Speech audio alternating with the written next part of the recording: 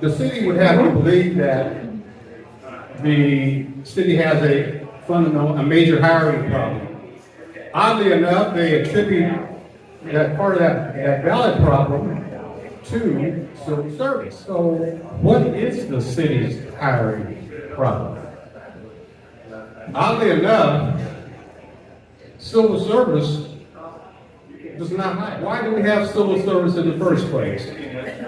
Because prior to civil service, what you had were jobs in government going to the highest bidder.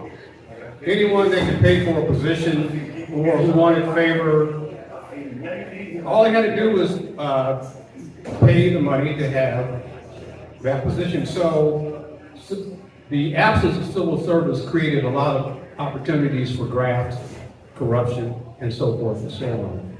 So the federal government saw fit enough to say, we need to do something about this, because for a number of folks who weren't obviously being able to get employment in city government, because again, employment was controlled, hiring was controlled by the people in power.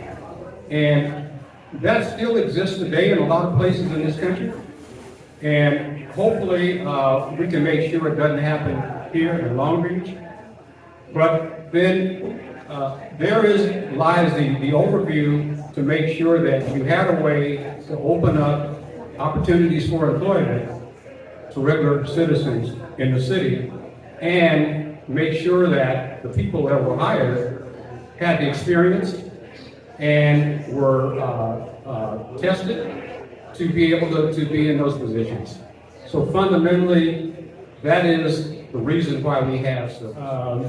Years ago, I was president of the NAACP in San Pedro, and that moved forward from being president of all of Southern California NAACP. And that same year, I got elected as chair of Region 1, which is the 9 western states.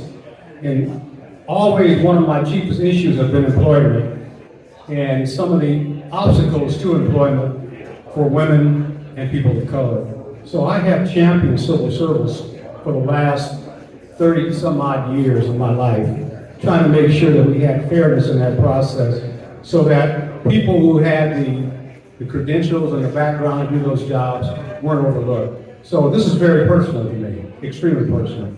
And that's why I'm involved in this. One of the things that they have on the ballot argument, they made sure that they get police and fire in there, and basically as a way to just kind of make people feel a little nervous about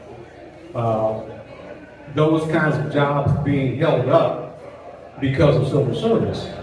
And one of the other things that I need to mention, to be very clear, is that civil service and the city have an agreement to make sure that they are able to recruit, confirm, and send potential employees to the hiring departments of the city within 90 days.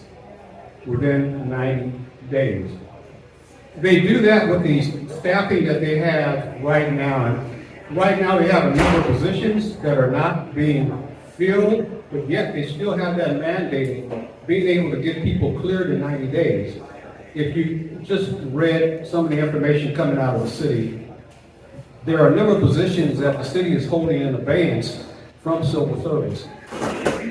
Does that hamper the ability of civil service to do its job? Sure it does.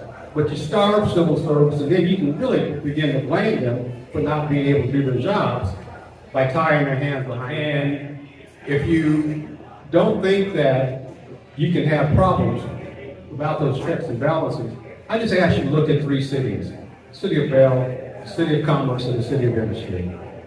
Those cities removed their checks and balances. And what resulted in that is what you can see today is utter chaos in those 3 cities. They're still trying to recover from the problems of not having checks and balances in their hiring. So where is the hiring problem in the city? Well, folks, guess what? The department's hiring, not civil service. So when civil service sends its list to the hiring departments of eligible people, they're sitting on those lists. They're not moving the recommendations on those lists. That's where the problem is.